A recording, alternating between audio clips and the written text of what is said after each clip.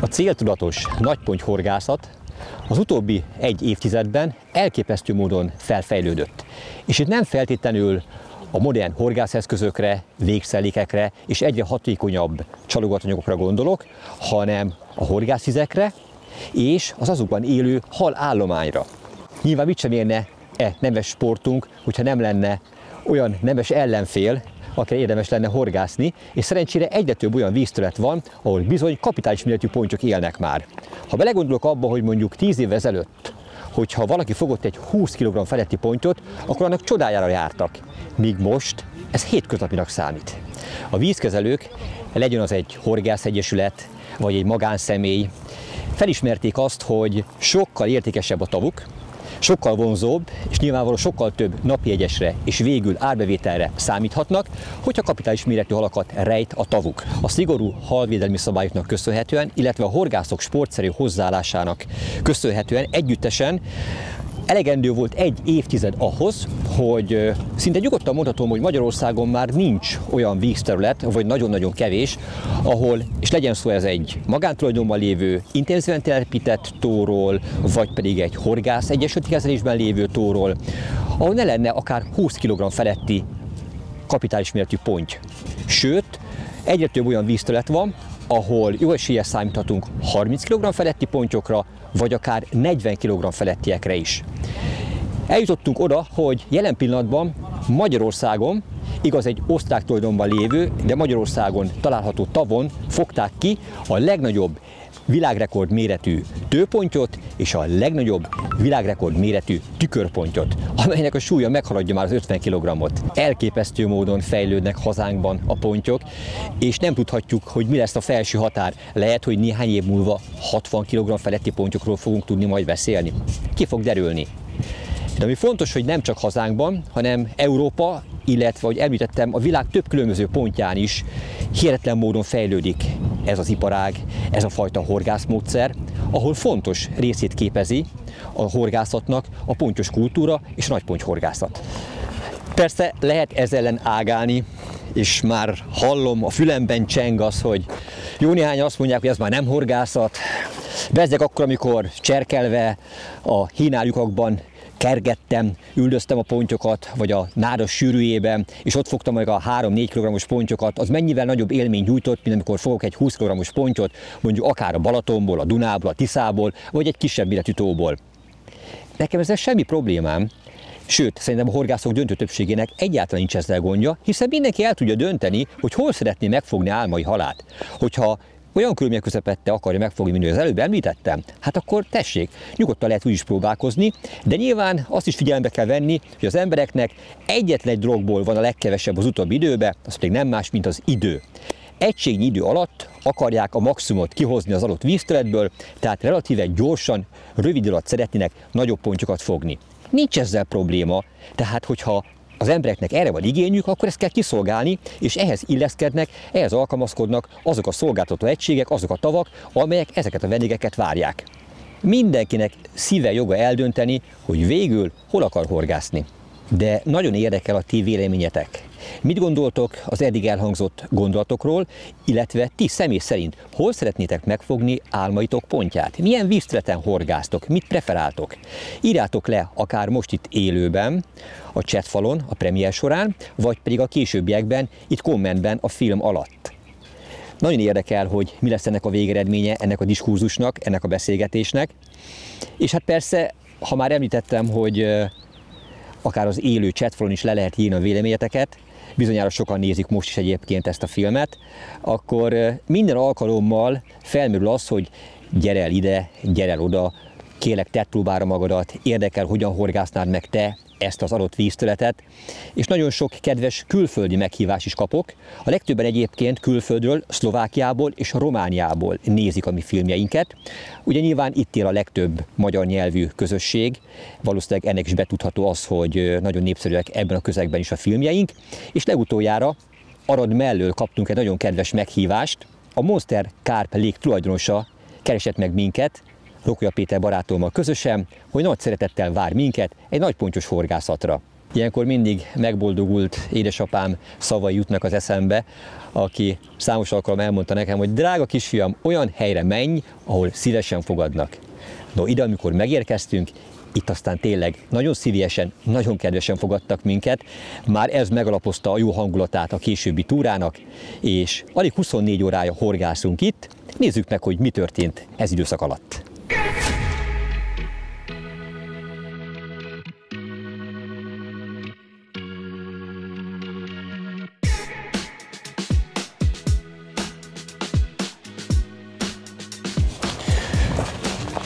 Peti, röviden foglaljuk össze, hogy mi történt az elmúlt néhány órában. Ha csak a számokat nézzük, úgy gondolom, hogy kifejezetten jól állunk, hiszen 3 darab szép pontyot is sikerült már fognunk, ami az ilyen jellegű vizeken szerintem egy egész jó arány, így az első 24 óra után, hiszen az a hír járja általában, hogy 2-3 napnak el kell telnie, mire értékelhető halat fogunk. Illetve az a hír járja általában az ilyen vízterületeken, hogy elég megérkezni, az űrat belógatni, és már is egy 30 vagy 40 kg-os ponty kapja be. Igen, ez az egyik legnagyobb tévhit, de hát mi ezt pontosan tudjuk, hogy nem így van, megtapasztaltuk már számtalanszor a saját bőrünkön. Sikerrel vettük azokat az akadályokat is, bízom benne, most sem lesz ez másként. Igen, mert rendkívül nagy nyomás van az itt élő hal állományon. Ugye itt évek óta sporthorgászat folyik, ebből a tóból egyetlen egy halat sem lehet elvinni, nagyon szigorú szabályokkal védik őket, és ugye egy többször megfogott és visszaengedett halakat kell újra horogra csalni, amely egyre nehezebb. Ugye gyakran mondják azt, hogy a ponty az egy buta, ostoba jószág, azt bármikor könnyedén ki lehet fogni. Hát a nagy francokat hány olyan kis tóról tudunk, amelyben úgy el tud bújni, vagy úgy el tud tűnni intenzív horgászat mellett is a hal, hogy szinte évekig nem kerül hologra. Igen. Te láttál már sok ügyes horgászt itt, és jó néhányan bizony lógórral mentek haza, miután egy hétig nem tudtak kapást elérni, pedig mindent megtettek. Igaz? Hallgatás, beleegyezés. De mi nem fogunk lógórral távozni, ez már egyszer biztos. Most már le nem rázom magamról. Na gyere, jó van, gyere, akkor gyere közelebb akkor. Na, gyere, gyere. Beleül az öletbe. Júj. Puszipajtások lettünk. Nézd, meg is puszil. Megpuszil. És van még egy hét. Na folytasd, Peti, légy szíves. Minek köszönhető az, hogy tudtunk szerinted már fogni halat? Az eddigi eredmények is igazolják azt, hogy úgy gondolom, hogy jó stratégiát választottunk. Nem véletlen, több hasonló vízen jártunk már, és nem úgy közelítettük meg a potenciális jó helyeket, hogy azonnal megetetjük nagy mennyiségű boilival, különféle finomságokkal, hanem egy egyszerű PVA-beges technikával, minimál letetéssel horgáztuk meg a jó spotokat, és ennek meg is lett az eredménye már az első nap. A horgászat megkezdése előtt elég sok időt szántunk a meder feltérképezésére. Ez egy változatos ajzatú kavicsbányató, 1,5 métertől 6,5 méterig terjed a vízmélység, és elég jelentős púpok, medertörések találhatók előttünk. Szóval nagyon nem mindegy, hogy egy ilyen területen, egy látszólag kis tavon, hol teszi le az ember a végszelékeit. Ugyanis előfordulhat az, amit a tógazdától is hallottunk, hogyha valaki nem megfelelő módon csinálja a dolgát, hiába van itt kiemelkedő, de ugyanakkor nagyon finnyás és óvatos halállomány, akár kapás nélkül úszhatja meg az egyhetes túráját, amit itt általában a horgászok eltöltenek. Szóval mi alapvetően azokat a területeket preferáltuk az első végszelékeink lerakása során, amelyek 3-4 méter közötti vízmélységet rejtettek. Tehát nem tettük ki közvetlenül a part szélébe, de nem is tettük be a mélybe, és ez úgy néz ki, kezdésnek, jó döntésnek bizonyult.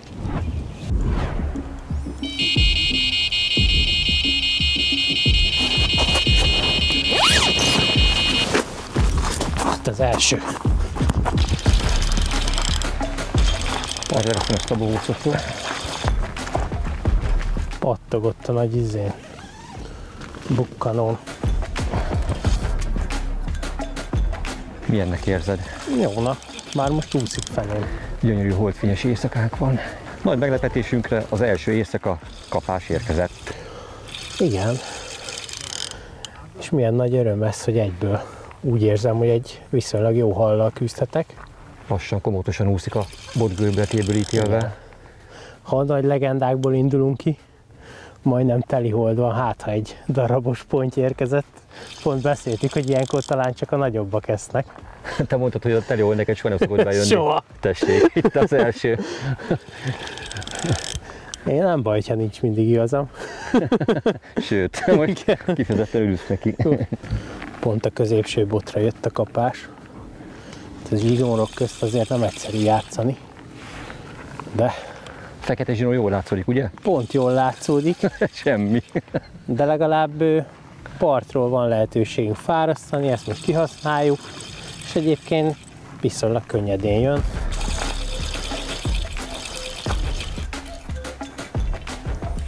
Szépen dolgozik ez a kis 3 méteres Black Edition bot, és az orsó is tökéletes kombinációt alkot vele. Hát kíváncsi leszek, hogy ki lesz az ellenfelem. Most azért itt nagyon fürgén mocorog.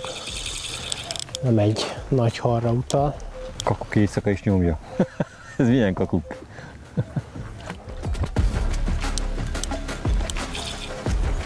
Egy kisebb pont. Jó, hát el kell kezdeni valahol.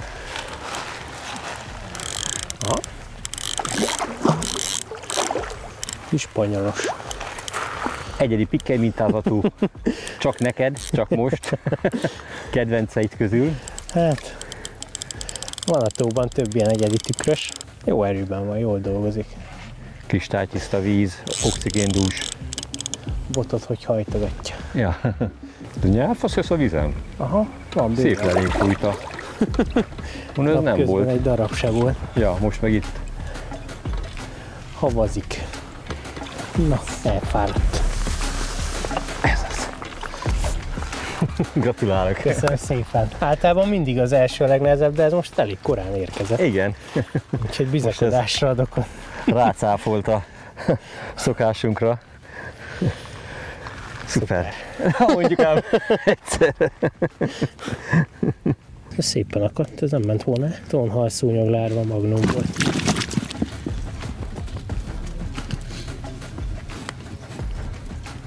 Első közös román pontjunkat tartjuk itt közösen.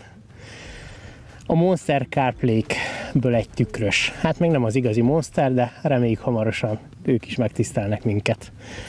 Azért jó élmény volt megfogni, szépen dolgozott. Várjuk a folytatást. Figyelj, soha rosszabb kezdést. Aki kicsit nem becsüli, Nagyot úgysem fog. ennyi.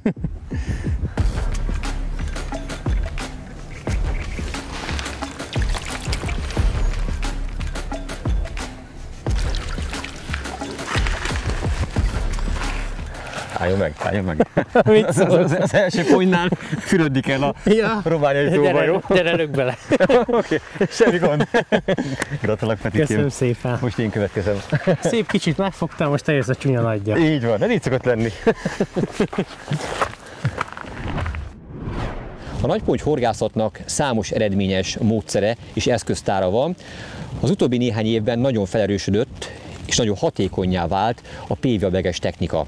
Ugye ez lehet bedobva vagy behordott végszeréknél is egyaránt hatásos. Sokan el sem hinnék azt, hogy egy ilyen PVA hurkába vagy egy ilyen PVA tasakba töltött csalogatanyag mennyiség elegendő lehet akár több órára, vagy akár egy napig is bent hagyva, hogy végül nagy pontyokat foghassunk.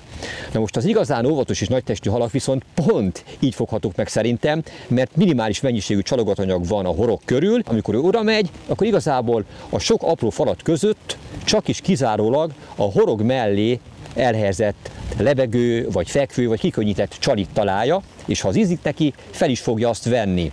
Szóval ezek a pontycsapdák, ez egy ilyen jól hangzó név, ezek igenis jól működnek arra, hogy felderítsük az előttünk található területet, megismerkedjünk azokkal a részekkel, amelyek talán a későbbiek folyamán is potenciálisan jól működhetnek és halat adhatnak. Majd ha egy adott helyről több halat is sikerült fogni, akkor a későbbiek folyamán érdemes ott az etetés mennyiségét is fokozni, de amíg ez nem történt meg, nincs értelme hiszen ezt már több hasonló jellegű tavon megismertük, megtapasztaltuk, nagy mennyiséget beszórni, mert azzal akár napokra lesavazhatjuk az előttünk található területet, és akkor tényleg lehet nyugodtan ülni, hátradőlve, aztán várni a nagy semmit. A megfelelő helyek megtalálása mellett nagy hangsúlyt fektetünk a csali kérdésre is, hiszen 6 végszereléken 6 különböző csali kombinációt próbáltunk ki, és az első halak után mondhatom, hogy jól működik a pop-up, illetve a wafter csali, illetve fontos megemlíteni azt is, hogy ezt onnan tudjuk jól, hogy a PVA csomagba azonos keverék került.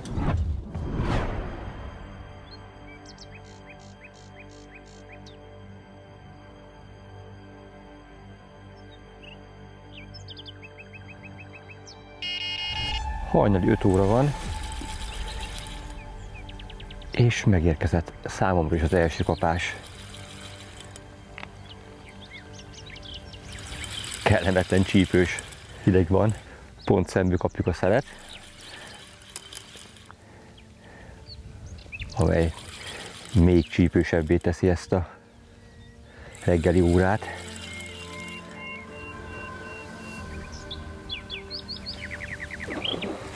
Az igen.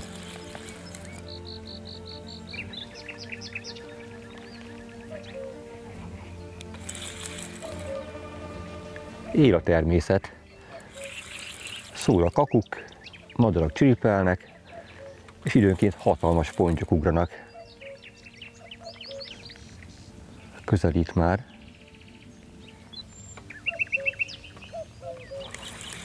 Aha, ott a párja kakuknak. Megszólalt a másik is.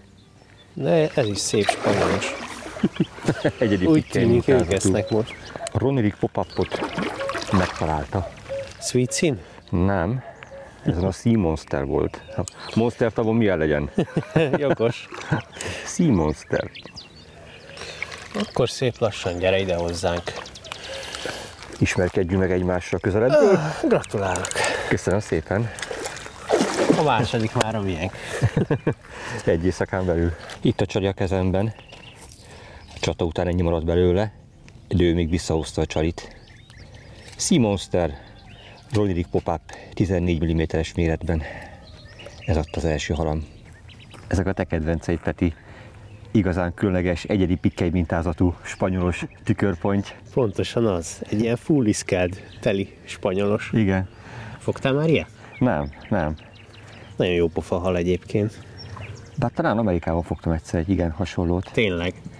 Ez nagyon különleges, nagyon szép hal. Ez megnő, most sem kicsi, de ha még nagyobb lesz, Gyönyörű. akkor még különlegesebb és még szebb lesz.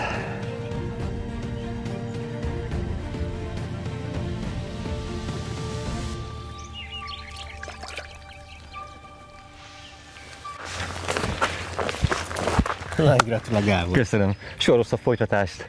Figyelj, egész jó kezdődik ez a túra. Jó. Már az első éjszaka aktív volt. Így van.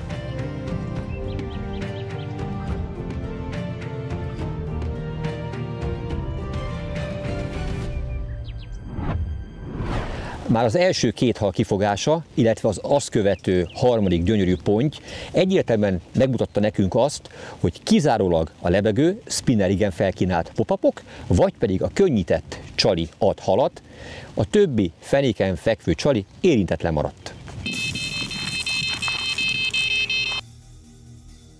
Menjünk rá. Akkor hozd a csónakot ide, létszer. Neked is be kell menni. Megyünk. Nem tétovázunk. Azért egy merítőt rakjatok be, létszi.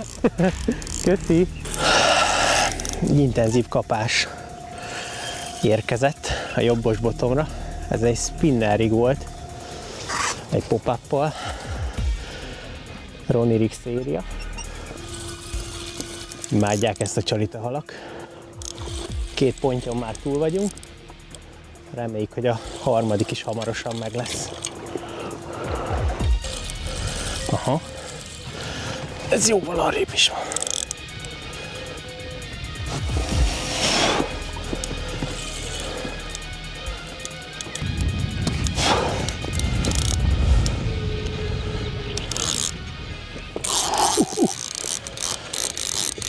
A 3 méteres pálca most igénybe van véve. Nagyon jó itt a csónakos fárasztás során.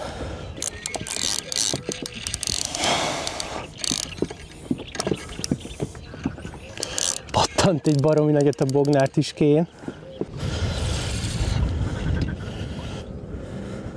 Ott van már. Az árnyéka már látszódik.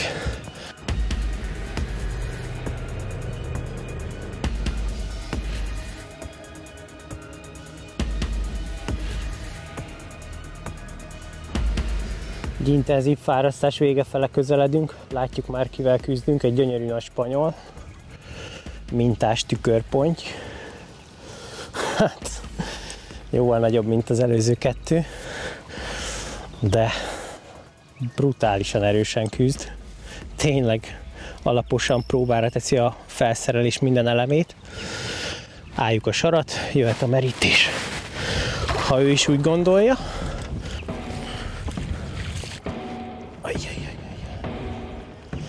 Ilyenkor célszerű a botot eltartani a csónaktól. Így a csónakot is irányítjuk, illetve azt is kiköszöböljük, hogy a motor elvágja a zsinórunkat. Nagyon kellemetlen szél tol minket ide a sarok fele, nem egyszerű se a fárasztás, se a merítés. Bízom benne, megoldjuk. Ott van.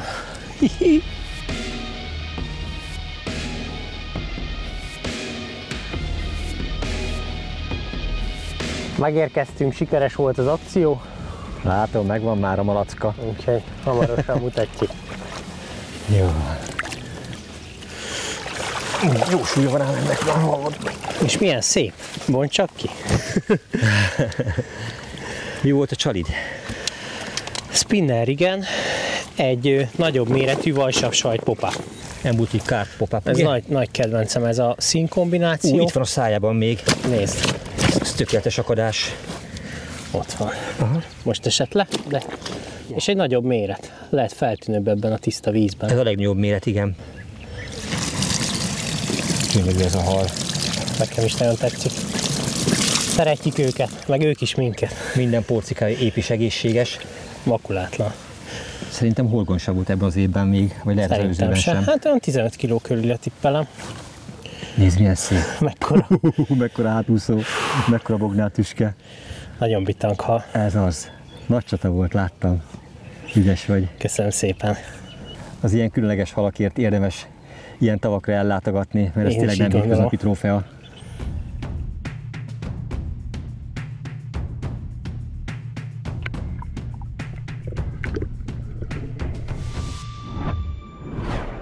A harmadik hal kifogása után fellelkesültünk, és úgy éreztük, hogy elérkezett az ideje annak, hogy legalább egy kiválasztott területet alaposan megetessünk.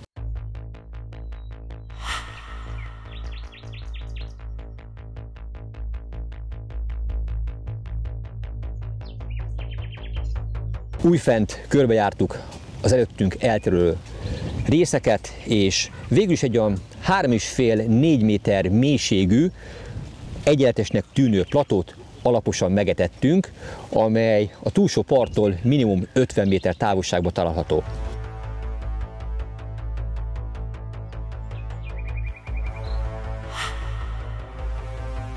Ez egy nagyon elcseszett tavasz. Hát május közepét mutatja a naptár, de a hőérzet az körülbelül olyan március elejének felel meg. Tegnap délután, amikor megérkeztünk, kellemes nyáros idő volt. Amikor bementünk csónakkal etetni, akkor is még kifejezetten kellemes idő volt, és ez történt 2 órahosszával ezelőtt. Most meg majd megfagyunk, beborult, időnként szemelkél az eső, feltámadt a szél, a hőérzet nem lehet több plusz 10 Celsius foknál, sőt, ahogy néztük az időjárás előrejelzést, éjszakára plusz 2 Celsius fokot mond amit lesz mínusz 2. A vízparton. Be fog fagyni a seggünk. Azt tudti. Szóval ilyen változékony időjárási körülmények közepette tényleg óvatosan kell mind az etetéssel, mind a helyek megközelítésével bánni, mert a célunk minden nagyobb halak, minden nagyobb óvatos halak megfogása. Na ezen dolgozunk, Petikém. Aztán hajrá, mielőtt megfagysz.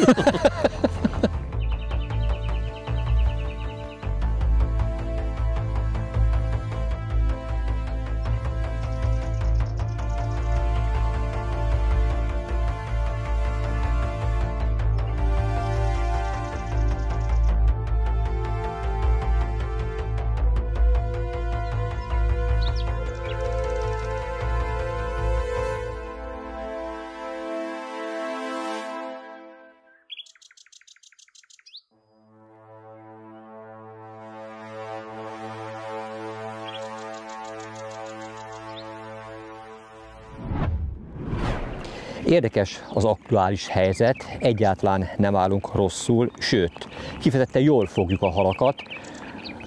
A 3 eddig bemutatott értékelhető halon kívül további 3-at sikerült már fogni, de ezek mérete nem az, amit igazából szeretnénk megfogni, amiért ide jöttünk, mert tudjuk, hogy vannak ebben a kapitális 20 kg feletti egyedek is, és Petivel átbeszéltük, hogy mind kellene változtatni annak érdekében, hogy fogjunk is halat, szelektáljunk is, és talán tudjuk növelni az egyetsúlyt. Petinek volt egy javaslata, hogy ebben a felmelegedő vízben, amely most éppen hűlő tendenciát mutat, szóval ebben az időszakban a szénhidrátos bojli időnként jobban teljesít, mint a magas fehérje tartalmú. A halak ívásra készülnek, ez nem kérdés, és látszik az eddig kifogott halakon is, hogy kellőképpen fel vannak már töltekezve.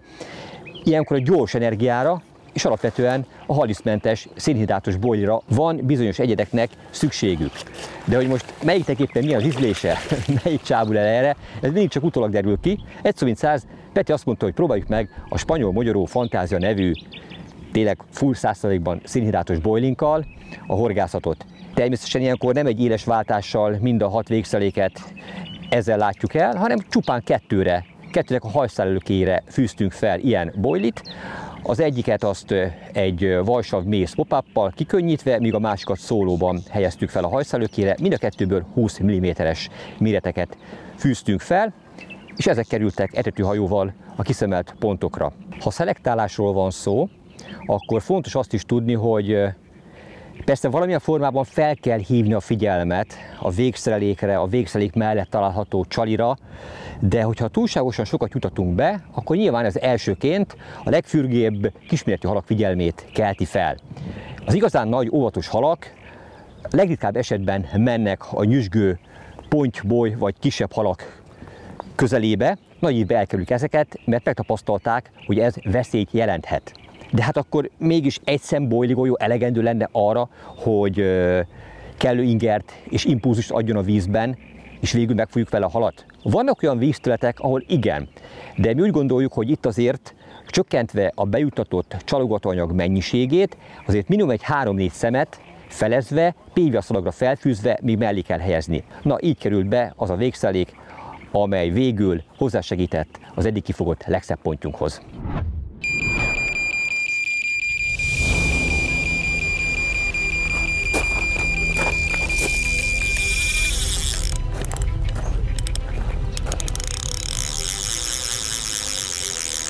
Jó hal. Peti, gyere, erre rá kell mennünk, ez jobb hal lesz.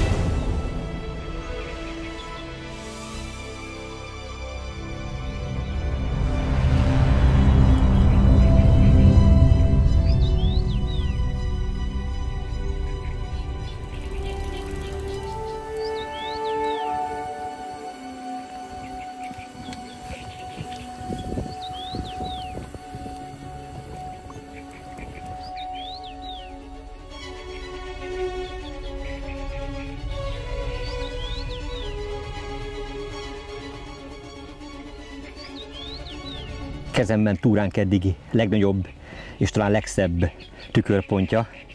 Ahogy Peti mondaná, egyedi pikkely mintázatú spanyolos tükörponty, csoda szép hal. Petikém, meg hogy dicsérlek, nagyon jó döntés volt, nagyon jó ötlet volt az új csali, amit javasoltál. Örülök, hogy jól sültál. Én az eredménye. Ezek a spanyolosok szeretnek minket meg mi is őket. A spanyol magyaró szereti a nagy spanyolost, igaz? Így van. Spanyol magyaró csali, nagy spanyol pikkelyest adott. Pazarhal.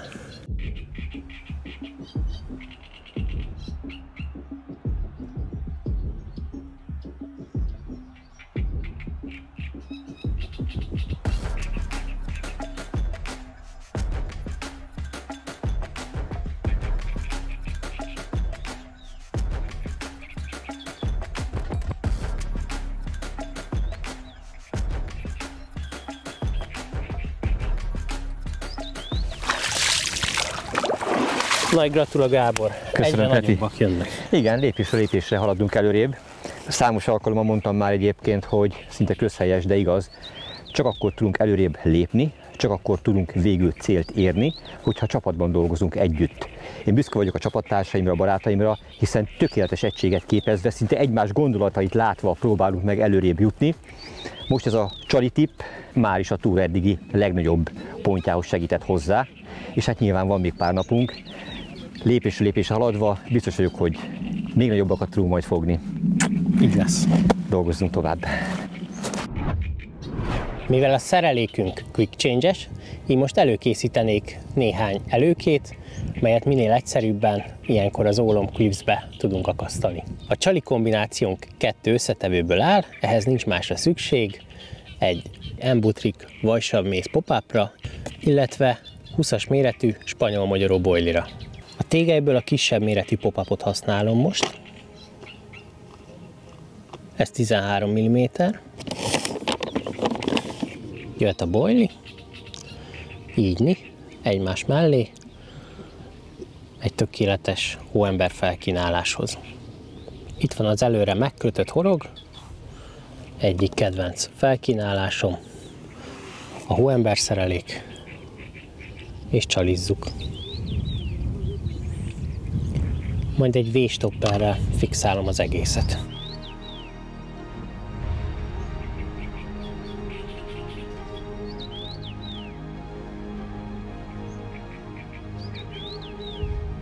És bevetésre kész ez a spanyol-magyarós vajsavas felkínálás. 4 szem boilit lefelezek, csupán ennyi csalogatóanyag kerül a PVA szalagra.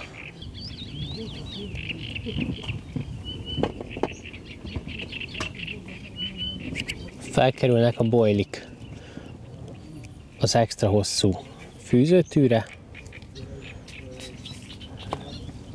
majd a PVA szalagra.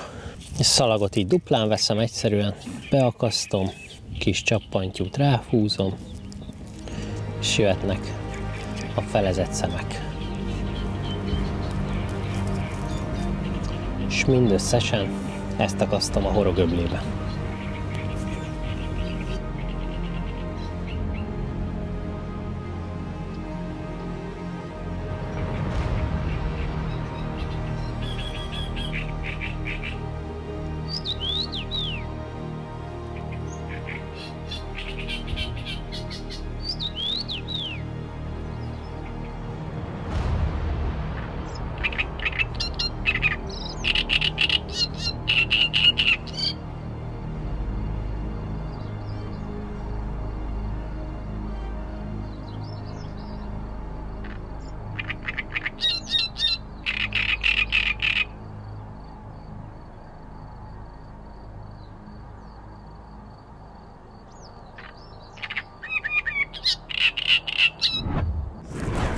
What is this, my friend? This is a bograch. Hungarian bograch. Yeah, of course. For all the team and for the king. What's up? Thank you very much. Thank you. Welcome, welcome. Román horgászbarátaink meghívtak minket egy magyar bográcsos ételre. Az egész tó egyébként tele van, nagy társaság van itt velünk együtt, és lám a vendégszeretetük olyan mértékű, hogy nem hagytak ki minket ebből a finom ételből. Megkóstolhatjuk mi is, nagyon kedvesek. Hát nézzük, mit rejt ez a magyar bogrács. Egy jó bográcsgulyást. Mulțumesc! Welcome, cu plăcere. Mulțumesc!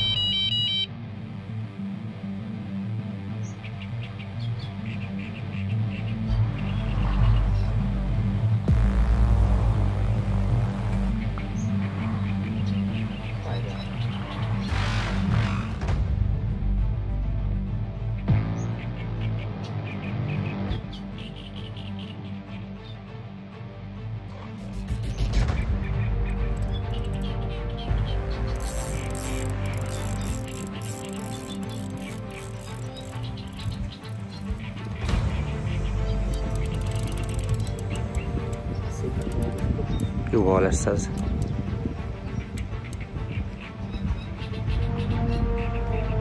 Naplemente időszakában.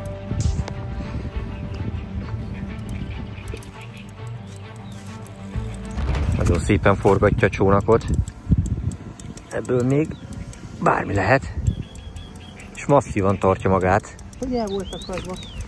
Azt gondoltuk, hogy Vagy egy kecskevék. hogy egy kecskevéka ponty, igen. Egy ökörbéka lesz. És egy nagy ökörbéka.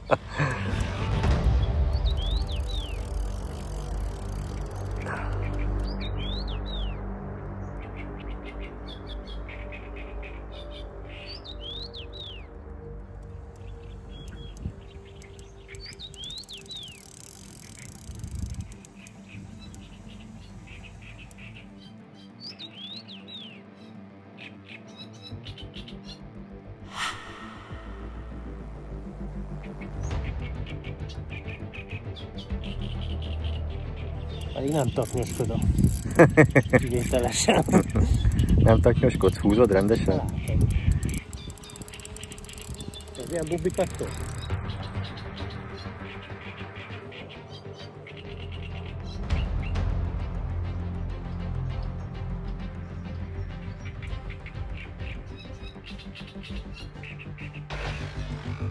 Ez óriási. Ez 30 körül lesz. Mi?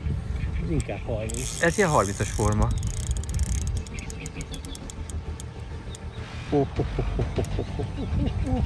Ez egy óriási tőpont, ami felbukkant itt.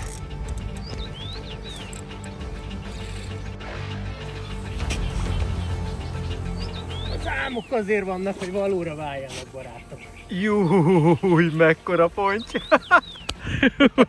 Petikém! Megfogtuk. Itt van egy hatalmas ponty végre. Itt van előttünk. Az örömünk határtalan. A lemenő nap fényében sikerült megakasztani ezt az óriási pontyot. A Big Mama a szákban. Itt van. Na, vigyük kifelé.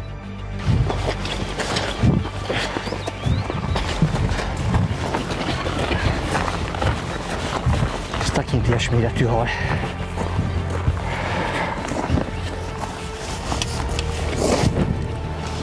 Ez még megőrizte a csalit is.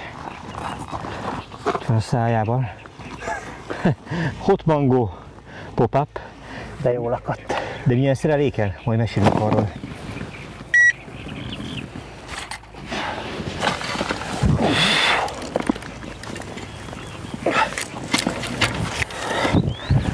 Na Peti, téged illet a benyomás, csak lehetősége. Középső gomb. 30 kiló. Csippanjon be. Köszönök mindent.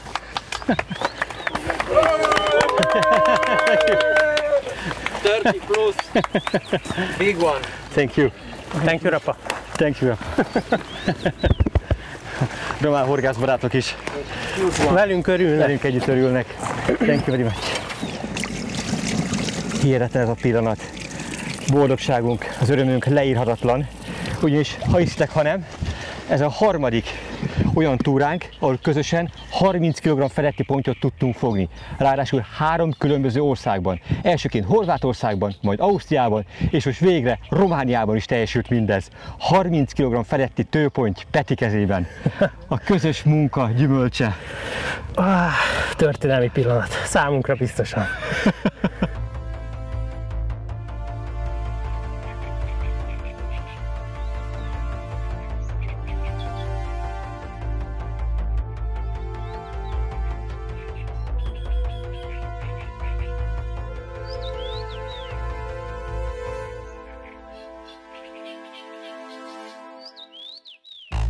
Ideje útjára engedni egyéni rekordomat, melyet ezzel a fantasztikus csapattal közösen sikerült elérnem. Srácok, higgyétek el, ilyen emberekkel nincs nehéz dolgom. Úgyhogy le a kalappal mindenki előtt, álomhal egy nem könnyű vízből, hatalmas tőponty, és úszhat vissza társaihoz ebbe a gyönyörű Kavicsbányatóba. Köszönöm szépen az élményt, köszönjük szépen!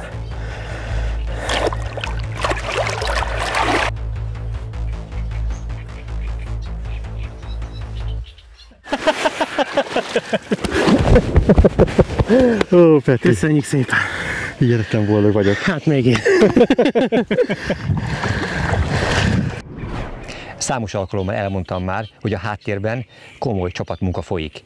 Mindenki azon törpöl a kapásszünetekben, hogyan lehetne végül a tó öreg példányait horogra csalni. És hát most a mai nap az nem volt túlságosan erős, és Karesznak volt egy zseniális ötlete, hogy az ő kedvenc csaliját, a Hot Mangót, mutasd csak, légy szíves, ez a Monster családban lévő pop-up csali, ebből a kisebb 13 mm-esből rakjunk föl egyet, ahhoz pedig én ragaszkodtam, hogy ugyanazt a végszereléket, pontosan ugyanazt a riget használjuk, mint amit én legutoljára a Dunán eredményesen használtam. Ugye ez egy merevített fluorokarbon előkéből megkötött horogelőkével ellátott 6-os számú krenk horog, ahol a horog mellett egy fonódzsinórból kötött hajszálelőkére kell felfűzni a csalit. Ez az egyetlen egy ilyen lágy, szabad mozgás biztosító része ennek a szereléknek. Ami lényeges és fontos elem ennek az egésznek, hogy a csali 3 cm hosszúságban kiemelkedik a horoggal együtt a mederfenékből. És bármilyen hihetetlen, erre a finom, ízes, kicsi csalira csábult el ez az óriási 30 kg feletti ponty.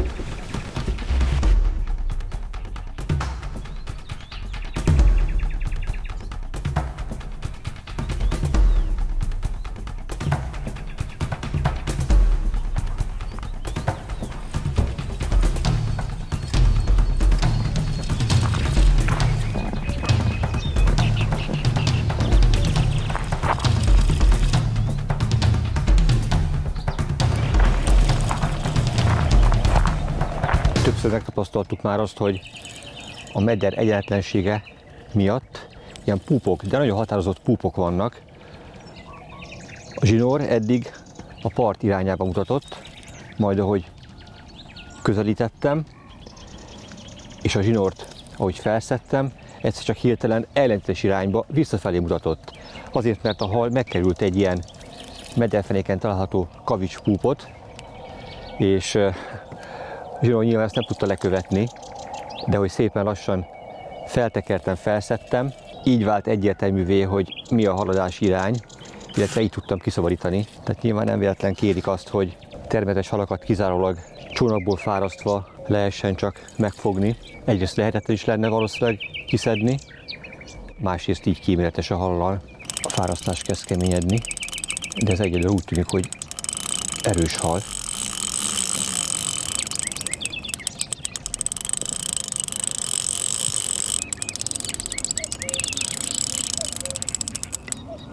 Imádom ezt a botot. Csónakos fárasztásra ettől jobb nem kell.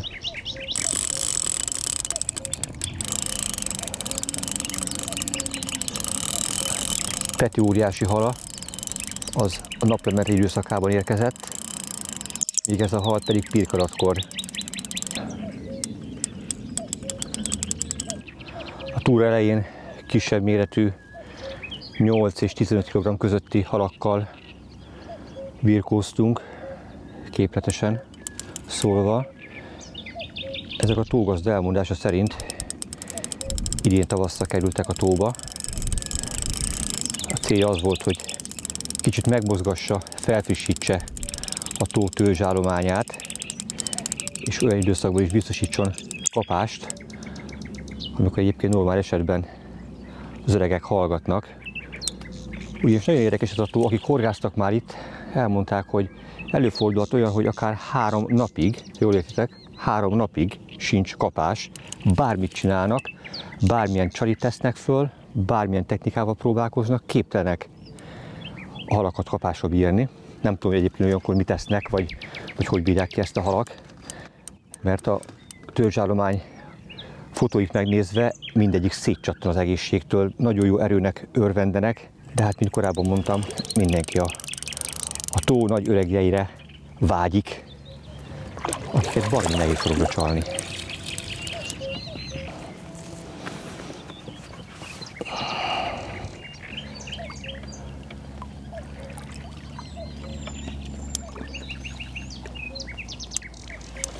Ez az.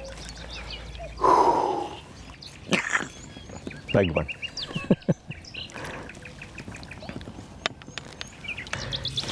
Petya, spanyol-magyar újfent hozott egy biget. Az eddigi legnagyobb tükörpontjunk.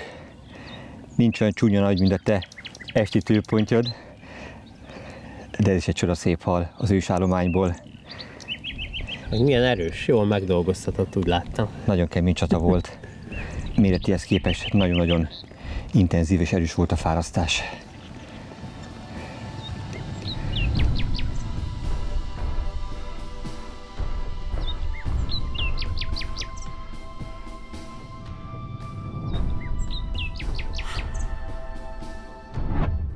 Korábban meséltem már arról, hogy nem egyedül horgászunk ezen a tavon, konkrétan full teltház van, egy nagyon népszerű tóról van szó, szóval folyamatosan nagy nyomás alatt van tartva a tó halállománya, és anélkül, hogy most mi versenyeznénk, de akarva akaratlanul összehasonlítjuk a fogásunkat a tó többi horgászával, és azt gondolom, hogy nem állunk rosszul, sőt, kifejezetten jól fogunk, és úgy néz ki, hogy kezd összeállni és kirajzolódni az a koncepció, amely egy egyre jobb és jobb eredményt ad számunkra. Bizonyára az is feltűnt, hogy be vagyunk öltözve, és hát ennek egyszerű oka van, rendkívül hideg van. Hát most reggel is 4-5 Celsius fok volt mindösszesen, tehát az időjárás nagyon változékony, így május közepén, és ahelyett, hogy a víz drasztikusan melegedne felfelé, sajnos éppen most ebben az időszakban lehűlő tendenciát mutat. Amikor megérkeztünk, 18-20 Celsius fok környékén lehetett a víz felső rétege, az alsó az közel sem volt annyi, maximum az 13-14 Celsius fok lehetett. Még most ez minimum 2-3 Celsius fokkal hűvösebb lett. Ez nem kedvez a halfogásnak eredendően, tehát a lehűlő tendenciát a hal nem szereti, és amikor ilyen tavaszi, változékony, lehűlő, felmelegedő időszak van, akkor nem lehet egyértelműen eldönteni és kijelenteni azt, hogy csak kizárólag a hallisztes bojlikkal lehet halat fogni, vagy csak kizárólag a szénhidrátos bojlikkal lehet halat fogni. Mindegy, ezt kiválóan példázzák a mi eddigi tapasztalataink is, hiszen mindkét fajta csalogatóanyaggal tudtunk halat fogni. Alapvetően kétféle bojlit próbálunk most itt Gáborral a horgászaton. Leegyszerűsítve egy fehérjés, illetve egy Natur szénhidrátos vonal. A fehérjés csali, amit használunk, Krillforce Natur 16-os, illetve 20-as méretben, a másik pedig a spanyol mogyoró 16-os és 20-as méretben. Amikor a Krillforce-ra letetünk, vagy tesszük a PVA csomagba, akkor a csali leggyakrabban mellette egy kisebb méretű wafter vagy pop-up. A dolog érdekessége, hogy próbáltuk hajszellőkére is fűzve, persze a Krillforce Natur csalit, de nem adott egyelőre értékelhető halat. A szénhidrátos vonalnál egyszerűbb a csali kérdés, vagy az egyszem felkínálás, vagy a már korábban bemutatott hóember felkínálás a nyerő. A tavon engedélyezett a csónakkal, illetve az etetőhajóval történő etetés és szerelékbevitel. Természetesen élünk ezzel a lehetőséggel, és megmutatjuk azt, hogy a spanyol mogyoros végszerelék hogyan kerül be. Elsőként ráakasztok egy PVA szalagra felfűzött, felezett bojlikból álló PVA csomagot, 4 szemet, így. Ez kerül be elsőként az etetőhajóba. Így. És erre rákerül még őrölt, illetve egész szemű bojli. Van egy nagyon praktikus eszköz, amely segítségével apróra lehet darálni a bojlit. Ez a Ridge Monkey bojli darabolója.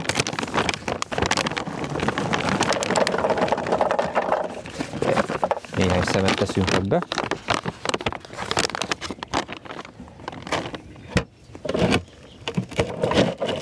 Ez a legkeményebb bojlit is pillanatok alatt felőrli, feldarabolja.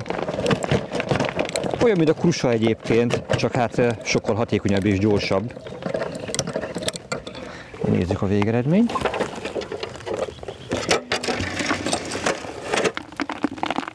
Itt vannak a darabolt bojlik. Ez kerül az etetőhajóba.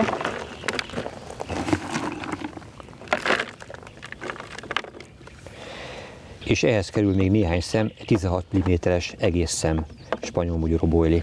Sokak számára a nagyponty horgászatban egyértelműen tévhit az, hogy csak akkor lehet nagy testű halakat fogni, hogyha nagyon komoly mennyiségű alapos etetéssel, még egyértelműbben sok bojlival szórjuk meg az adott területet. Na most, mint láttátok, ez mennyi? Egy 2 maréknyi csalogatanyag volt mindösszesen.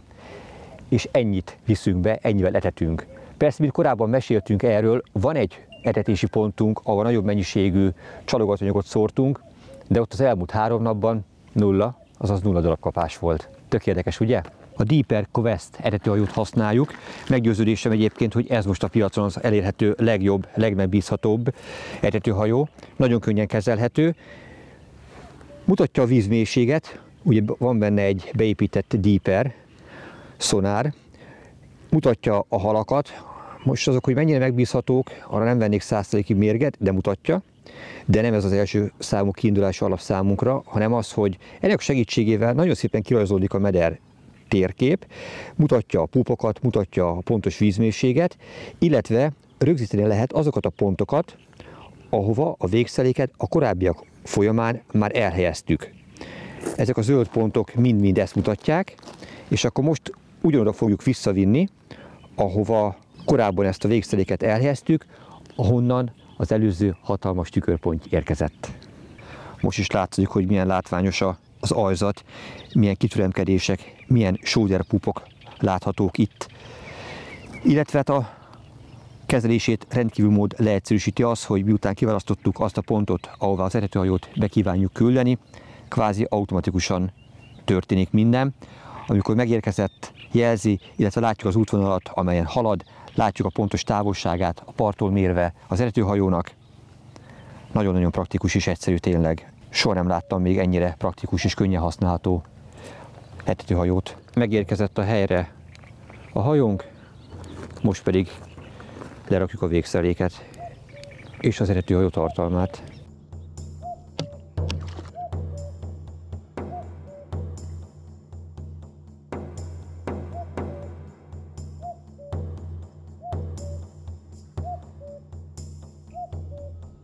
És ezután néhány gombnyomással vissza lehet hívni a kiindulási pontra.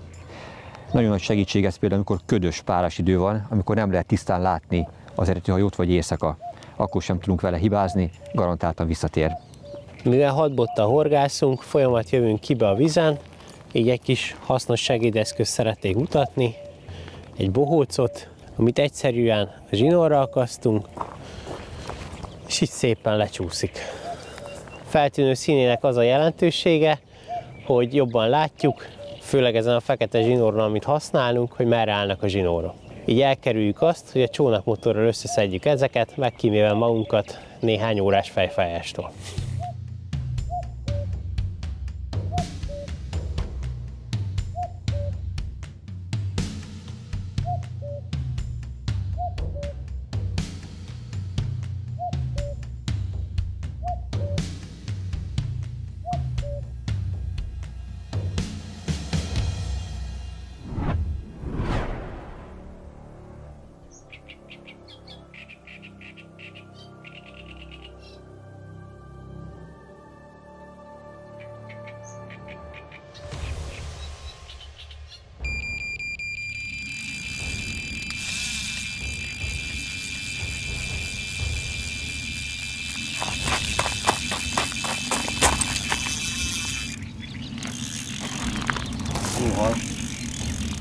Gyere Peti, szálljunk csónakba!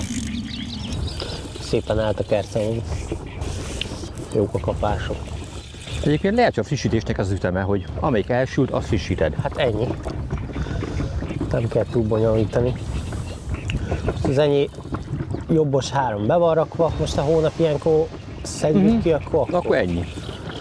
Ez a az egyenetlen ajzat azért ez nem teszi egyszerűvé a horgászatot, tehát nem véletlen kell rájönni a halra és a csónakból fárasztani.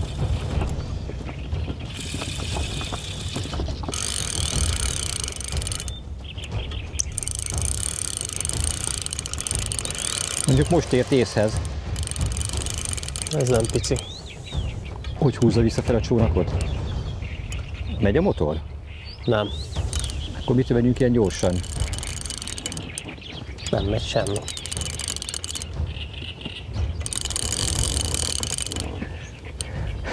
Visszavisz minket a kiindulási pontra.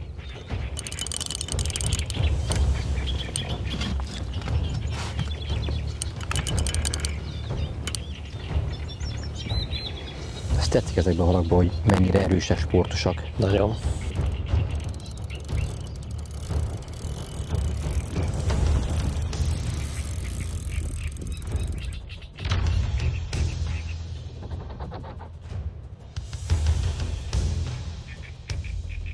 Érdekes, hogy először nem érzékel a veszélyt,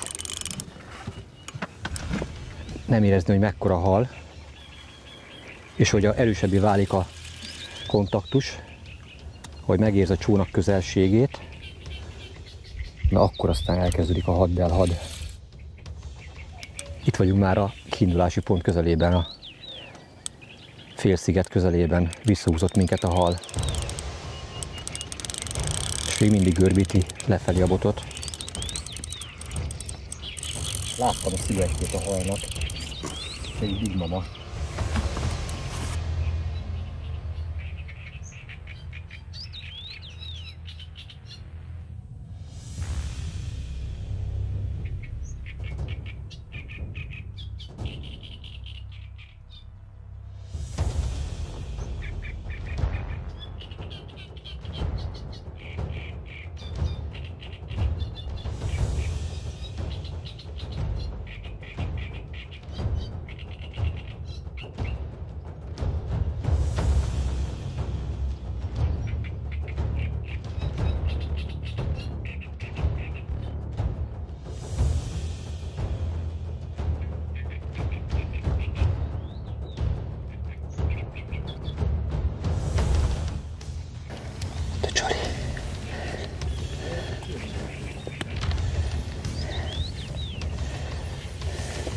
Ő már azért volt horgon.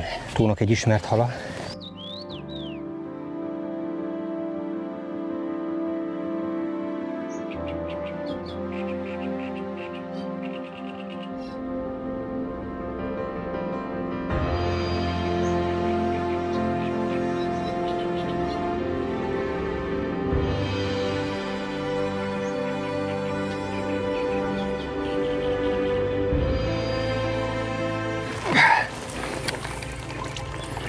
Nyom meg, Gábor. Oké. És hogy? Yeah. Oh, kidding! Újabb 30 fölötti. Bravo. 30.703. Hihetetlen. Thank you, Rapa. Yeah. Congratulations, guys. What's up? Thank you. Bravo. Hihetetlen. Menjünk a vízbe vele. Ez ilyen álomszerű horgászat már. Egy 24 órán belül 2 darab 30 kg feletti pontyot sikerült fognunk. Először Peti óriási tőpontja, most pedig a tó egyik ikonikus, magas hátú, gyűrött homlokú, öreg tükörpontja van a kezünkben. Fantasztikus érzés!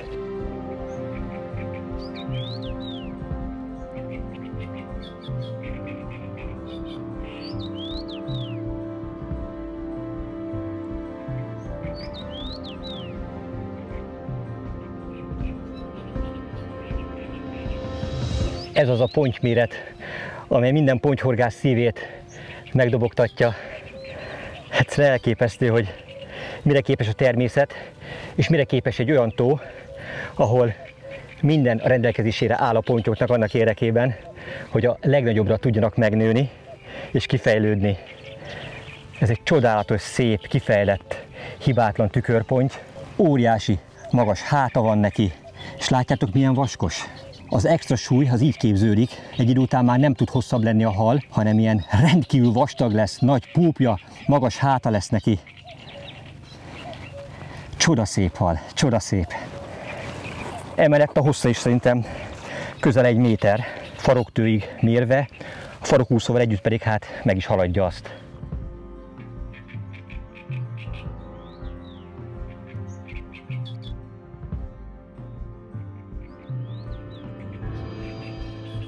Öreg harcos.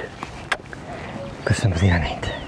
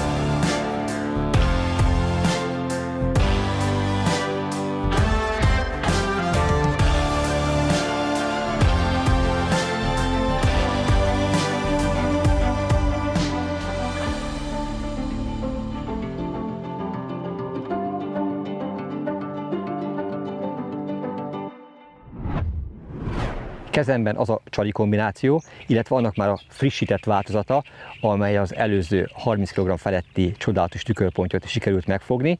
Van az a mondás, hogy nagy csali, nagy hal. Na, ezeken a tavakon ez egyáltalán nem igaz. Mint látható, ez egy kicsi csali kombináció, amelynek a bojli része az egy 16 mm-es spanyol mogyoró bojli. Ugye mondtuk, hogy 16 és 20 mm-es bojlikat használunk csalizásra is, és alatta egy 10 mm-es soft pop-up gumikukorica, a spécikon választékból. Ennyi volt mindösszesen ez a kis csali kombináció, amely a nagyhalnak megtetszett, és gyanútlanul vette fel. Szelektálni talán csak úgy lehet, hogy a csalit amennyire lehet és van értelme, úgyhogy ne tekeredjen véletlenül se össze, elengedjük a horogtól. Jól látható, hogy majdnem 2 cm-re lentebb található, mint a horogöble. Ez egyébként egy 6-os korda longshank horog, amely kicsi mérete ellenére nagyon agresszív és jó akadást biztosít.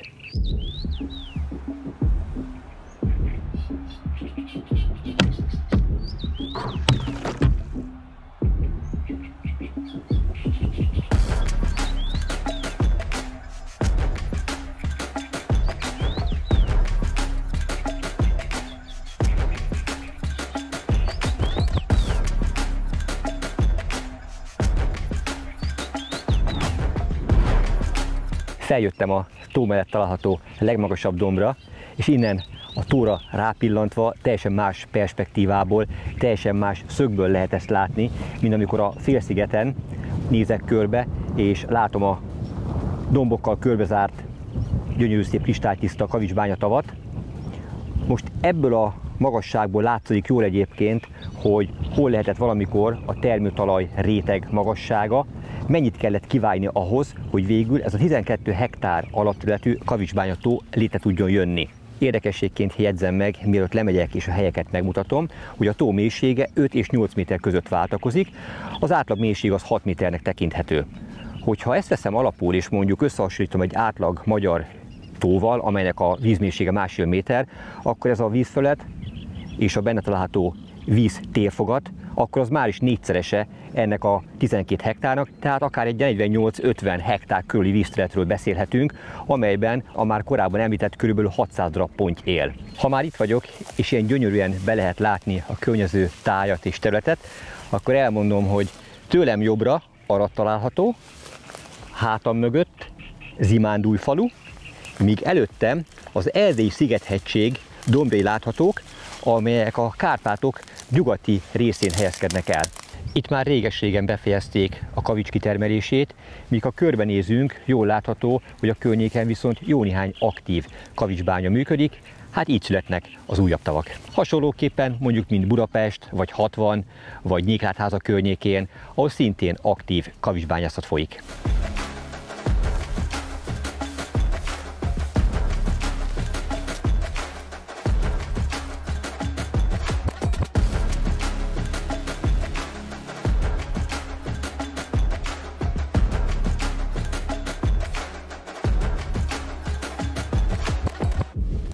De most lemegyek, és megmutatom a horgászhelyeket is.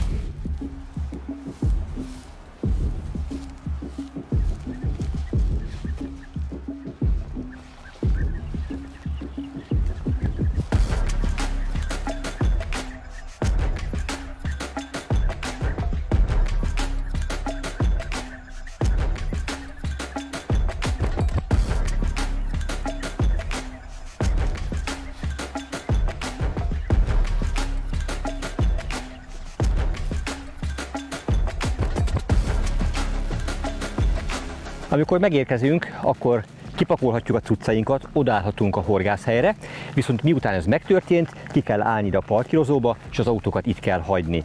Mint látható, a parkírozó az megtelt, a tó most is fullon van. A horgászat ezen a félszigeten történik, és ha szerencsétek van, akkor a tó házőrző kutyája fogad elsőként titeket, majd utána pedig a halőr és a tógazda. Ez jól ki van gondolva, jól összerakták egyébként itt a tó szabályzatát, mert azzal, hogy kizárólag erről a félszigetről lehet csak horgászni, így garantáltan nincs keresztbehúzás, és a horgászok egy viszonylag nagy vízszületet tudnak meghorgászni állásonként. Összesen 4 állás van, és van egy úgynevezett VIP állás, de ha most, ha jól számoltam, kereken 30 horgászbot van beélesítve, és 10 horgász van a tavon. Ez itt az 1-es állás.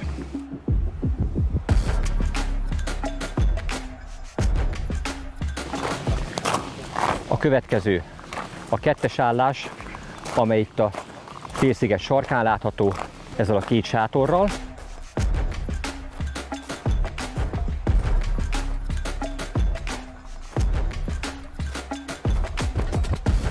Ez itt a tó legszűkebb része, és egyben az úgynevezett VIP hely. Ez van kint a félszigetnek a csücskén. És a mi helyünk a 3-as számú horgászhely.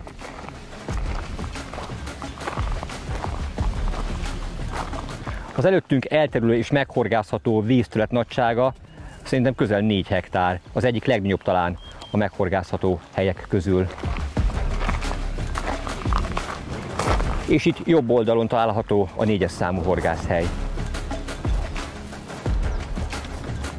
Középen van egy közösségi tér, van áram, van hűtő, és minden, ami a nomád körülményeket otthonossá tudja tenni, az alatt a néhány nap alatt, amíg itt horgászunk.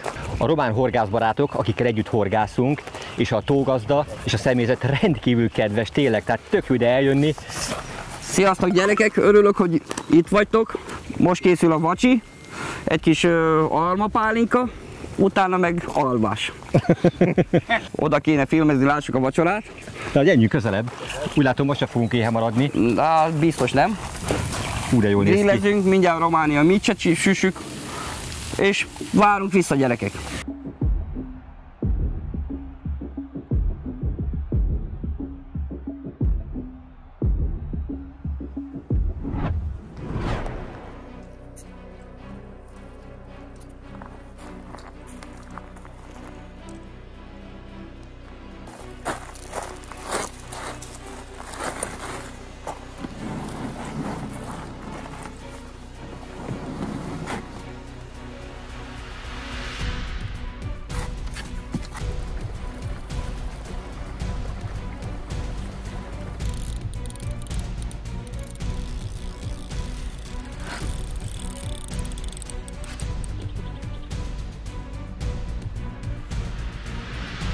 Hat méter mély a víz, ahol épp vagyunk, és Istenért nem akar feljönni a hal, pedig már egy jó ideje táncolunk vele.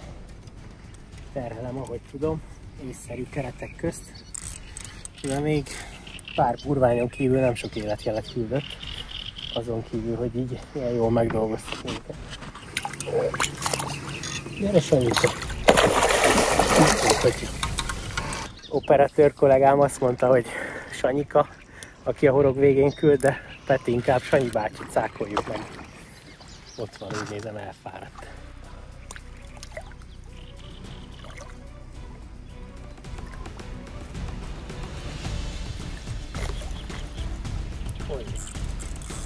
Örülünk!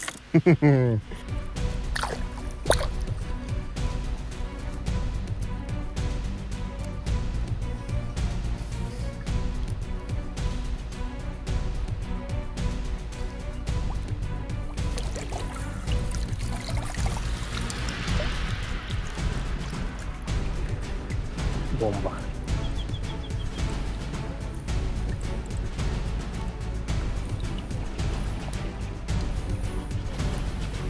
Nő mély nagyobbra, Sándor.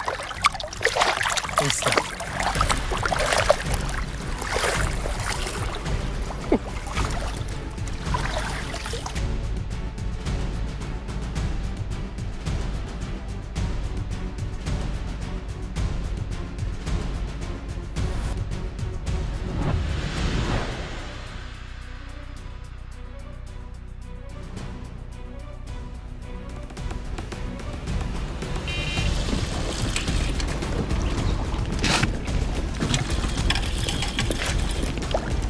Az éjszakák nagyon hidegek, mint látható most is téli sapka van rajtam, teljesen be vagyok öltözve, így alszunk a sátorban, a hálózsákban.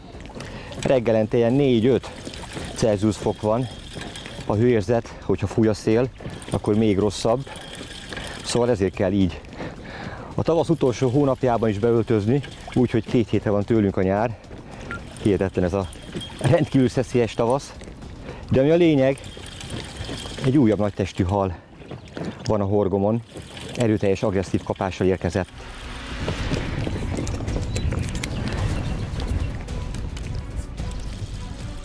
Na most van meg a kontaktus a hallal.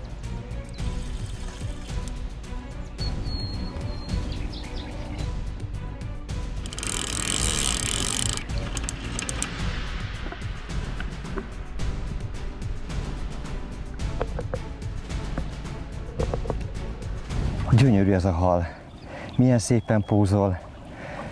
Csodálatosá tette ezt a mai reggelt. Nem mindig a legnagyobb hal a legszebb. Az biztos, hogy ez egy nagyon különleges, nagyon szép mintázatú hal.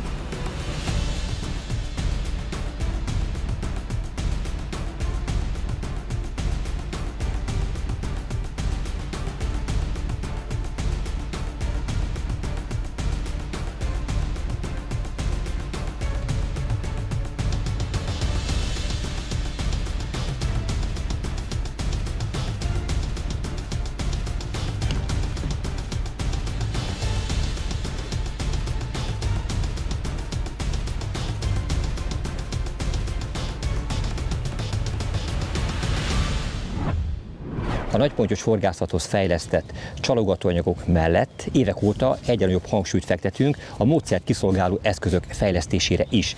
Ékes példája ennek az előttem látható Black Edition termékcsalád, amely a haldurádon belül kifejezetten a nagypontyos eszközöknek az almárkája. Mi ezen a horgásztúrán a család legrövidebb 3 méter hosszúságú tagját választottuk, amelynek a tesztgörbéje 2,5 libra, ez tulajdonképpen a legérzékenyebb, legrugalmasabb a családon belül.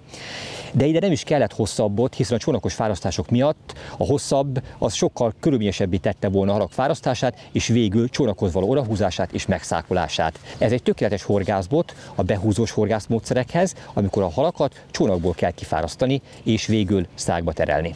Tökéletes módon passzol ehhez a Black Edition BC 10.000 horgászorsó, amely 3 különböző mélységű, 3 különböző zsinórtároló kapacitású dobbal vásárolható meg.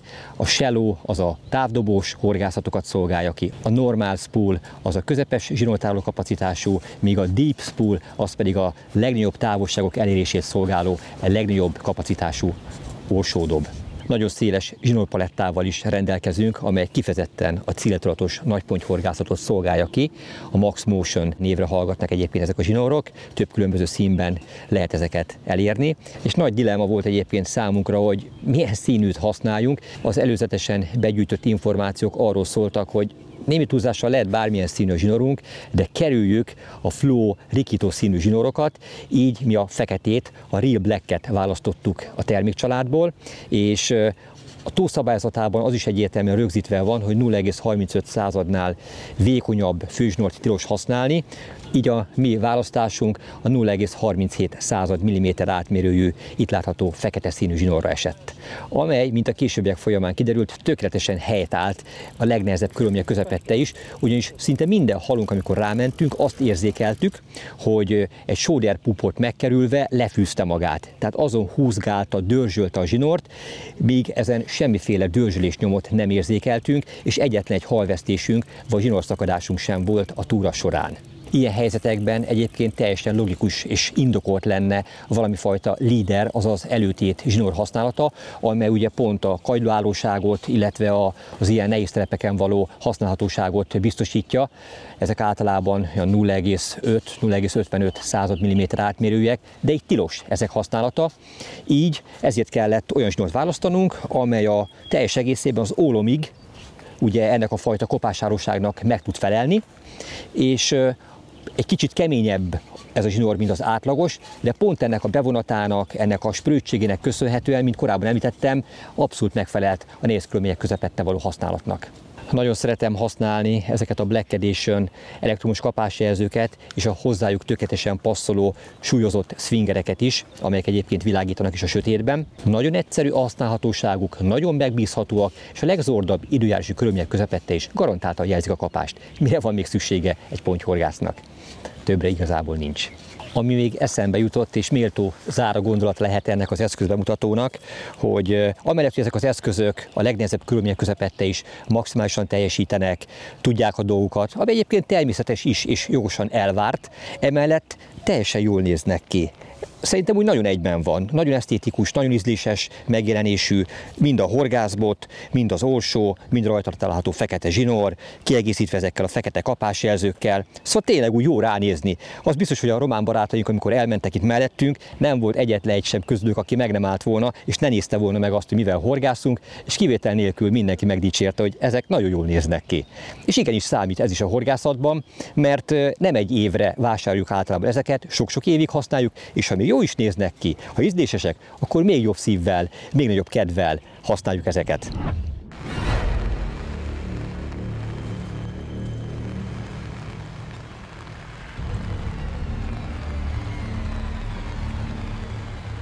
Tegnap nagyon elromlott az idő, tényleg nagyon cudar arcát mutatta.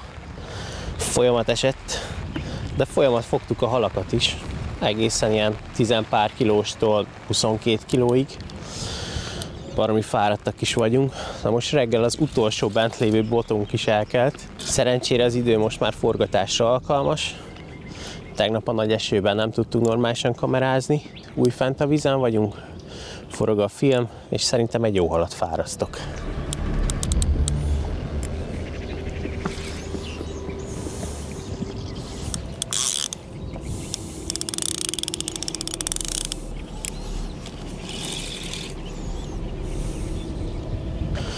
Itt tornázik alattunk a koma.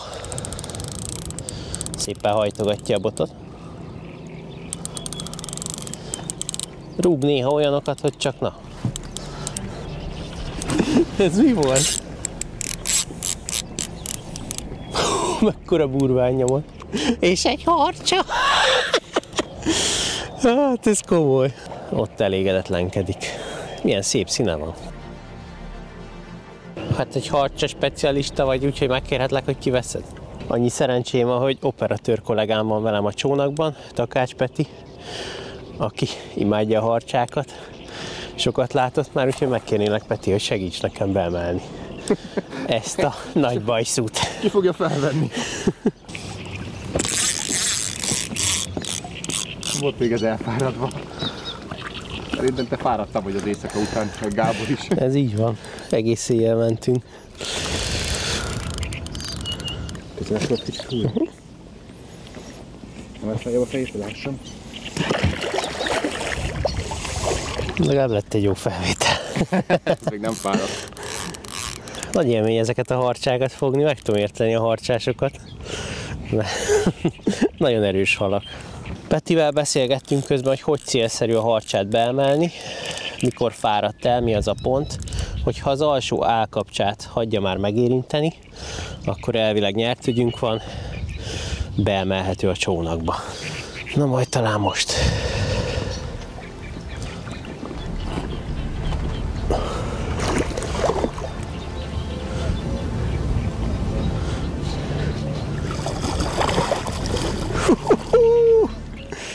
Ott a bojli! Ott van benne a bojli! Köszi, Petya! Megfogtuk ezt. Fogd meg a kamerát! Ott van benne a bojli a szájába.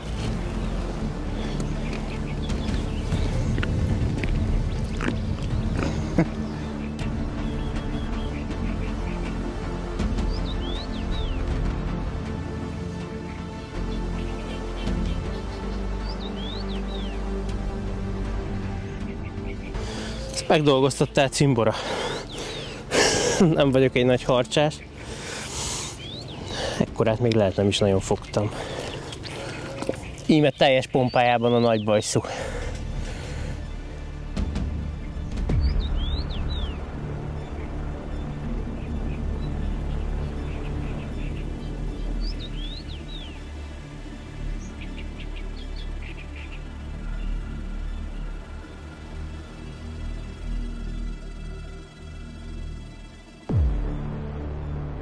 Na mit szólsz ez, Gábor? Szépen gratulálok. Már leveszem. Már te bírod a harcsanyákát, de... Te is lassan harcsás leszel. Köszi szépen. Bele sem merek gondolni, hogy nézd meg, milyen nyálkás lettem. Től a kisebb példánytól, ti amikor a nagyokat fogtátok, hogy néztetek ki? A fejünk búbjától a lábújhegyünk végéig. Nagyon komoly jószág, meg tudom érteni, hogy rákap az ember, mert tényleg olyan jó erővel küzdött, hogy nem sejtetted, lehet én is a rabja leszek. A horgodon. Ami érdekes információ, miközben fotóztátok a harcsát, ide jött a tógazda, és mondta, hogy az idei évben az első kifogott harcsa. Ez téged illetett. Megtisztelő. Színesítette ez is a zsákmányunkat. Őt is megfogtuk. Ügyes vagy. Sok más mellett. Köszönöm.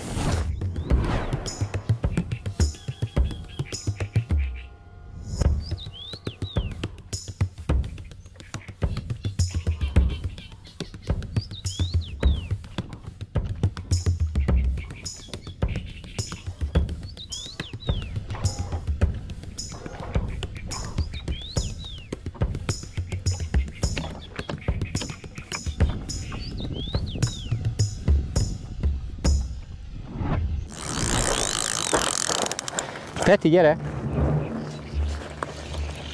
Ez meglehetősen heves kapás. Gondolkodás nélkül iramodott meg a cuccal. Egy biztos időpont van, amikor szinte mindig érkezett kapás, dél. Most is mennyi az idő? 12 óra 5 perc van, hallod? A legnagyobb déli melegben, jössz velem itt Termobundában, május vége lassan. Szép kis tavasz ez mi? Kiügyeskedjük magunkat a zsinórok közül.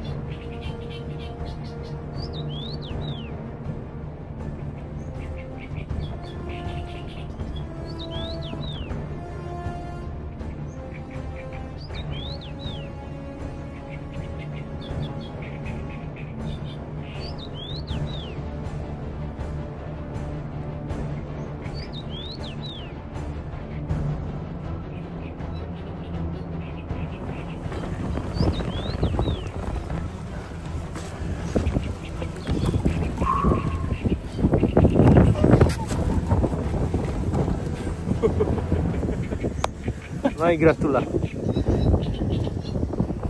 Biztos veszem, hogy a tó egyik legöregebb, legrutinosabb, mindent megélt, megtapasztalt öreg tőpontja van a kezünkben. Ráncos a homloka, óriás a szája, és közel a 30 kilóhoz. Csodálatos. Ha ez a hal mesélni tudna. Meg pingponglabda szerint. Köszönöm, hogy megtiszteltél. Köszönöm, hogy öreg, téged is becsaphattunk. De boldogok vagyunk. Gyönyörű. Így látszik, milyen óriás a szája.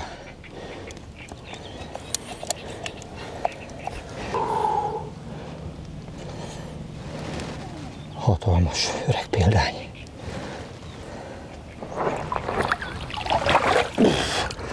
Nem lehet betenni a szépségével egy ilyen monstrumnak. Hát erről szól a nagypontyhorgászat. Ezekről az óriásokról.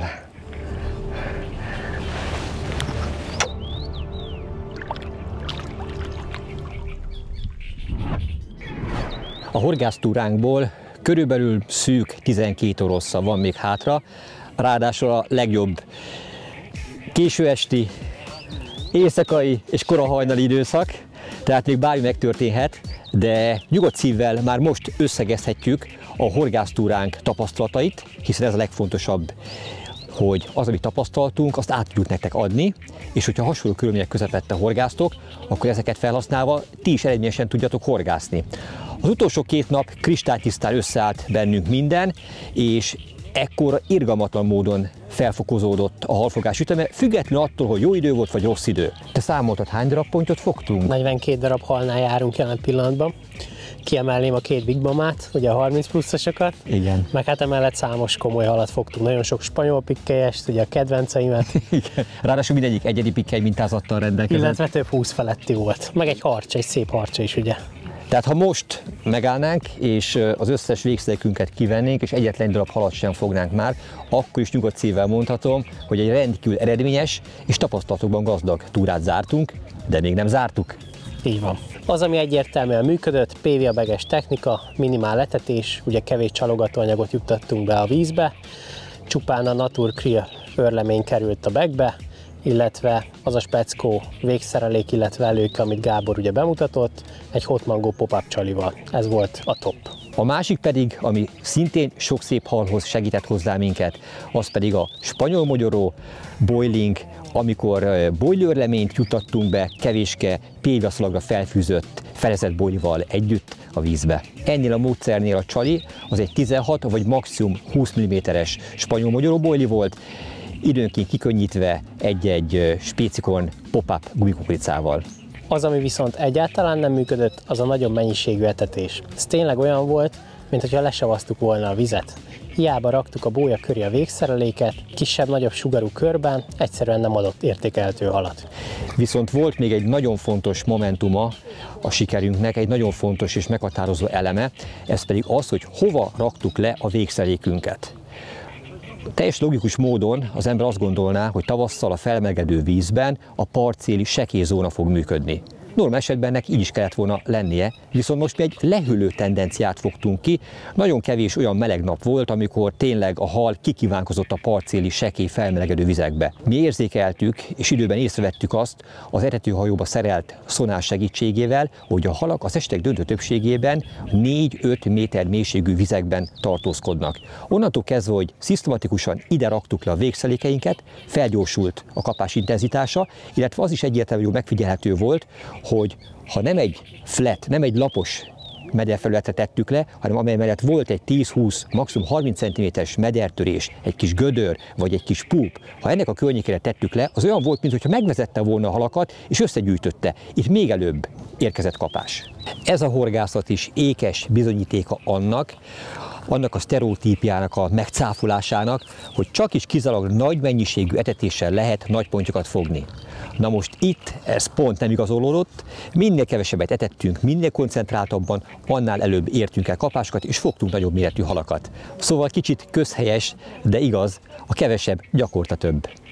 Mindig nagy élmény, Peti, hogyha veled horgászhatok, és emellett rendkívül eredményes, hiszen eddig 3 olyan túrán voltunk, ahol közösen 30 kg feletti pontyokat foghattunk. Gyakrabban kellene ezt csinálnunk, nem? Így van, minden szavaddal egyetértek, úgyhogy azt mondom, hogy folytassuk. Így is lesz.